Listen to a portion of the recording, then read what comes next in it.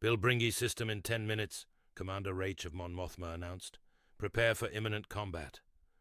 Wedge clasped his hands behind his back, didn't like the feel of it, and crossed his arms in front of him instead, staring into the nothing of hyperspace, wondering what would greet them when they decanted. "You fought at Billbringi before, didn't you, sir?" Lieutenant Sell asked. "Against Thrawn?" Wedge gave her a tight grin, with little real humor behind it. "Are you a student of ancient history, Lieutenant?" "No, sir. I was 10 during the blockade of Coruscant. I remember it very well." "Well, yes, Lieutenant. I did fight here at Billbringi, as an X-Wing pilot. I don't think I ever got anywhere near Thrawn." "No, sir. You divided Thrawn's fleet by attacking the shipyards, didn't you?" Wedge looked at her, puzzled. "Now you're just sucking up," he said.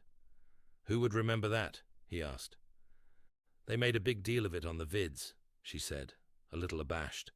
"It was a great victory." "It was nearly a terrible defeat," Wedge said. "We got decanted early by Imperial interdictors, too far from the shipyards. Thrawn wasn't even supposed to be there at all. We'd set it up 10 different ways to make it look like we were going to hit Tangrain. But Thrawn was spooky that way. Absolutely brilliant. If he hadn't been assassinated by his own bodyguard during the battle, there's no way we would have won." "You sound as if you admired him, sir." "Admired him? Sure I did. He was a different sort of enemy." "Different from the Yuuzhan Vong, you mean, sir?" "Different from the Vong, the Emperor, any other Grand Admiral, from anyone," Wedge replied. Sel nodded, as if she knew what he meant. "What do you suppose Thrawn would make of the Yuuzhan Vong, sir?" "Ground Vong, probably, if he had a few examples of their art." "Yes, sir," Sel said. She paused. "I've heard good things about Admiral Pellaeon." Wedge nodded briefly. "He was here too.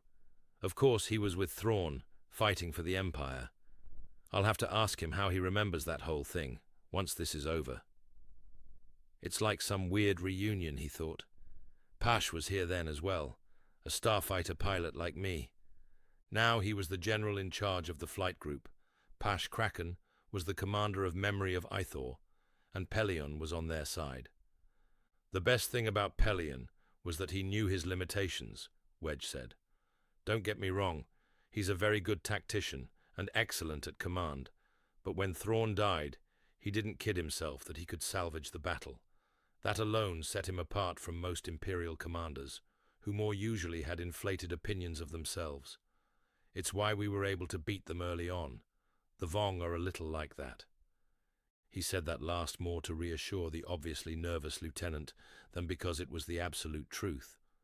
True, a lot of Yuuzhan Vong commanders fought on when they ought to retreat, but it was from a very different sensibility than what had motivated, say, Grand Moff Tarkin, a more dangerous sensibility. "Yes, sir," the lieutenant said. "Let's just hope we don't get surprised at Billbringi."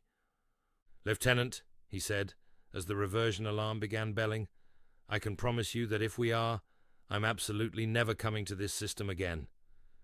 But real space brought no surprises.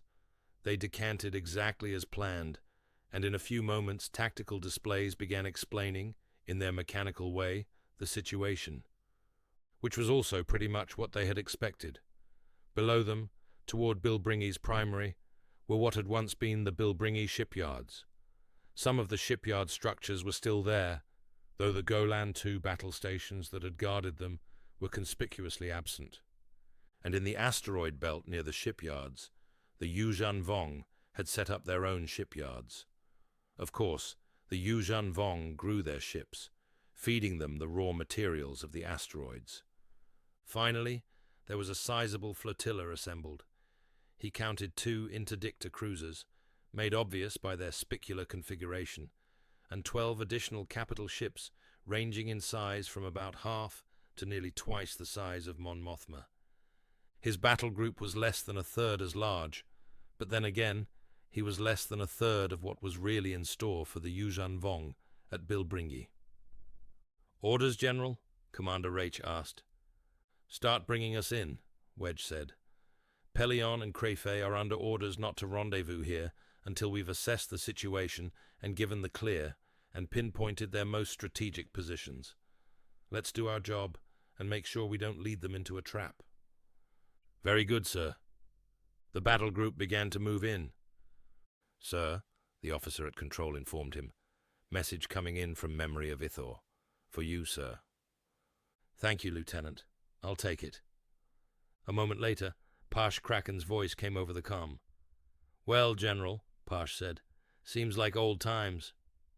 "Yes, I was just thinking that too," Wedge replied. "At least things are starting smoother this time." "You can say that again. Boy, they've really redecorated, haven't they?" "Yep.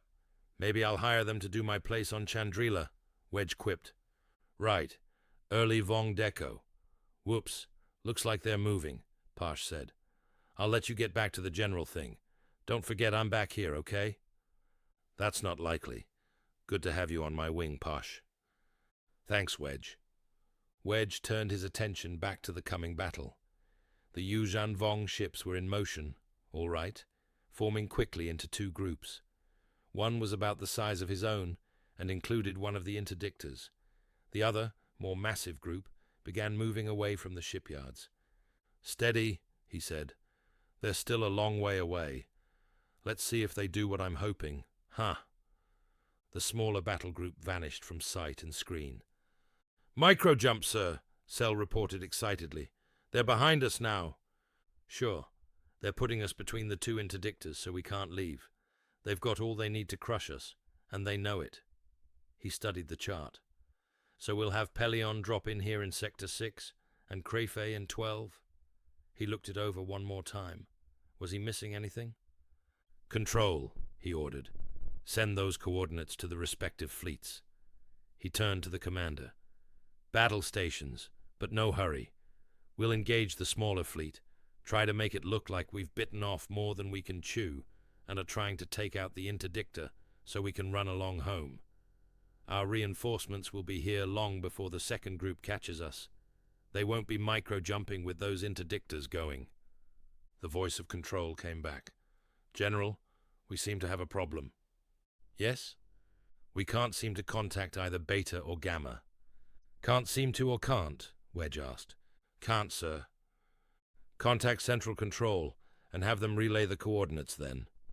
"Sir, we can't reach Moncal either, or any place else. It's like the entire comm network has gone down." Wedge looked back at the shaping battle. If he didn't call the other commanders, they wouldn't show up. The battle plan was absolutely clear on that point. Better to lose one battle group to some unexpected Vong tactic or invention than three.